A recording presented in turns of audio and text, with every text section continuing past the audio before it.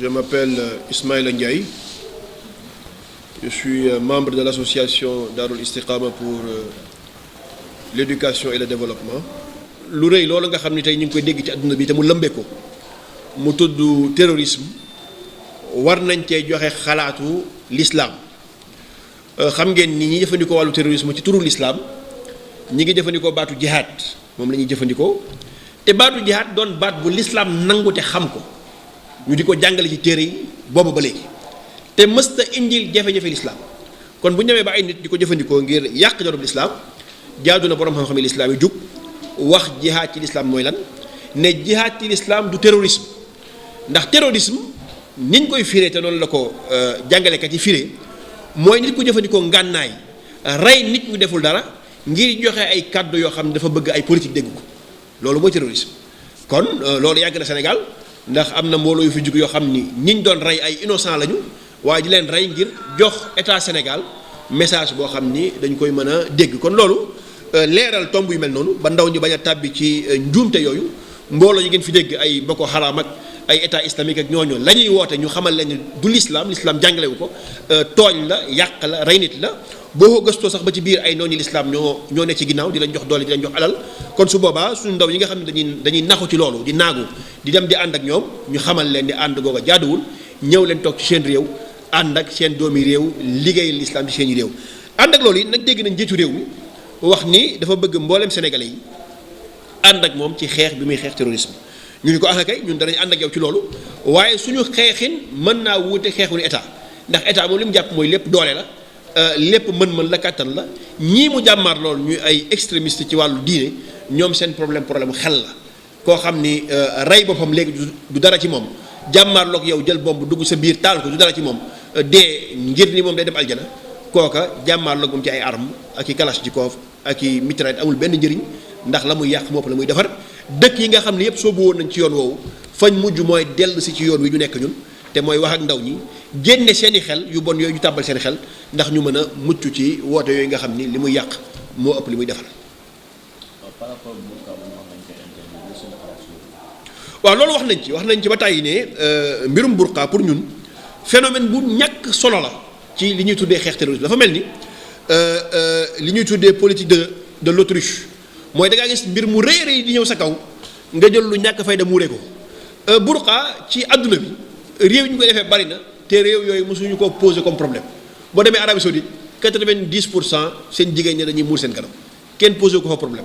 Nigéria gi nga xam ne fa la Boko Haram nekk seen jigéen ñi dañuy muur seen i kanam ministre information ba fa nekk da jabaram day muur kanamam lan mooy problème bu burqa lan mooy problème bi ay nit bëgg a transposer jëlee ko ci ay dëkk indi ko suñu réew dëgg la. am na réew moo xam dafa yirif Sénégal mooy njaatige Sénégal dafa àtt ci réew bi ab loi ne kenn du fa muur sa kanam ci jigéen loi boobu indi fa problème yu bari ñuy xëccoo di xiiroo di ŋaayoo ba président bi fa indi woon loi boobu benn mandat la def ñu dàq.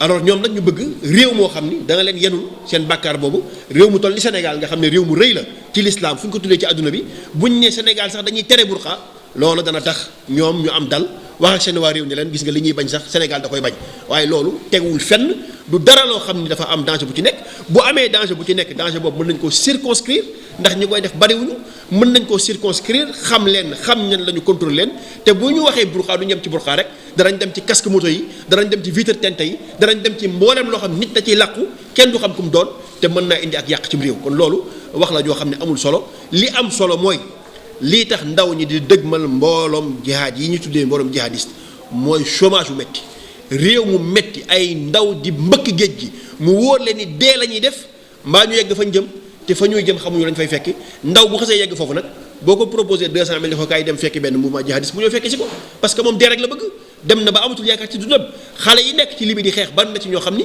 dañoo demoon di tukki ji biñ cangee foofu mbooloo yi jël leen récupérer leen ñuy xeex foofu donc loolu état dafa war a jël responsabilité bàyyi wax yu amul benn solo yu amul benn fulla amul benn fayda ci ay burqa yu ci aju di ci coow te fekk coow li dëgg mooy développer réew mi xeex crise sociale bi fi am xeex xaru bi xale yi xaru parce que xale yi dañuy xaru taal sa bopp sotti sa bopp pétrole taal gis nañ ko Sénégal jël gaal goo xam ne da ngay faatu ci yoon bi te xam nga ko gis nañ ko ci réew mi donc yu mel noonu moom la ñu war a xeex te loolu li koy xeex mooy développer réew mi waaye du nekk di coow ci yoo xam ne amul benn njëriñ boo ko coowoon ba mu yegg it du jural Sénégal benn njëriñ amul benn solo kon loolu ñun ànduñu ci d'accord ci pour ñun erreur de communication la te ñu ngi ñaan kilifa réew mi mu génn ci erreur boobu.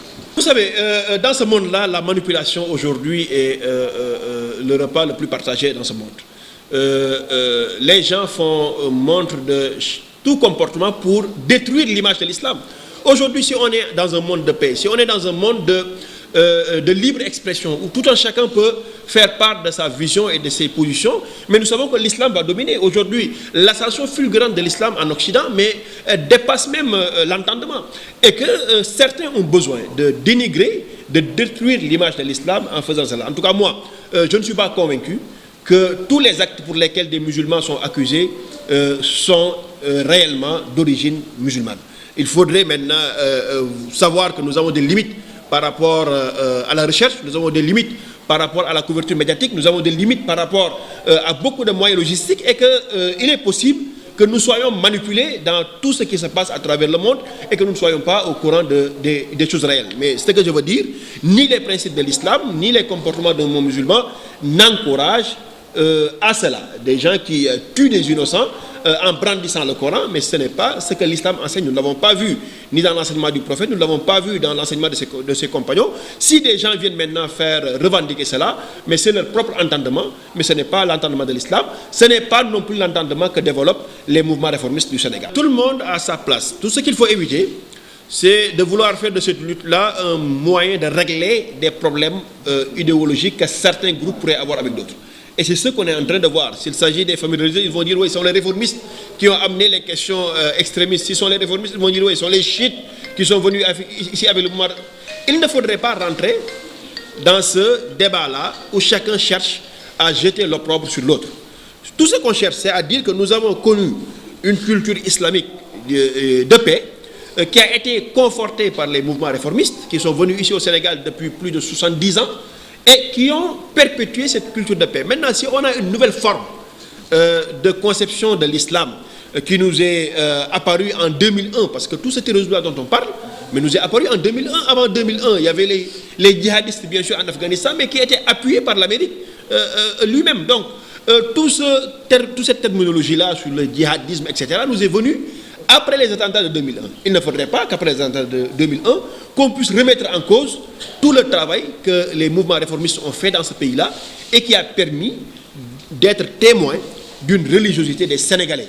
Aujourd'hui, vous allez dans les mosquées, vous allez trouver que la plupart des rangées sont des rangées de jeunes, ce qui ne se passait pas il y a 30 ans de cela dans ce pays. Donc, ils ont eu un très grand travail, un très grand apport dans la prise en charge des questions sociales sénégalaises. Il ne faudrait pas que certains, par manque de notoriété, puissent jeter l'opprobre sur eux et dire que ce sont eux qui sont les porteurs du virus djihadiste ou du virus extrémiste. Cela n'est pas vrai. Et si l'État tombe dans ce jeu-là, il tombe dans un jeu purement politicien, parce qu'il n'aura pas d'offre à faire à ces familles-là. Alors là, on leur offre les mouvements réformistes pour dire, oui, voilà, nous sommes avec vous, et donc votez pour nous lors des prochaines élections. Cela est inacceptable. L'islam est une religion en mouvement. Quand on dit mouvement, on dit bouger. Ces familles-là, c'est vrai, ils ont participé à l'enseignement de l'islam au Sénégal, mais ils n'ont pas été les seuls. C'est-à-dire, aujourd'hui, combien de chefs religieux il y a au Sénégal? Vous ne le savez pas, il y a plus de 3000 chefs religieux au Sénégal. Ces 3000 chefs religieux, on nous parle des grandes familles qui ont connu disons, leur apogée un siècle seulement avant, et dans les 9 siècles ou 8 siècles pendant lesquels l'islam a existé au Sénégal, qui étaient les teneurs de cet islam-là. Il ne faudrait pas rentrer dans ce débat-là, c'est un faux débat. Aujourd'hui, il y a un danger qui est en train de planer sur ce pays-là, il faut le dire.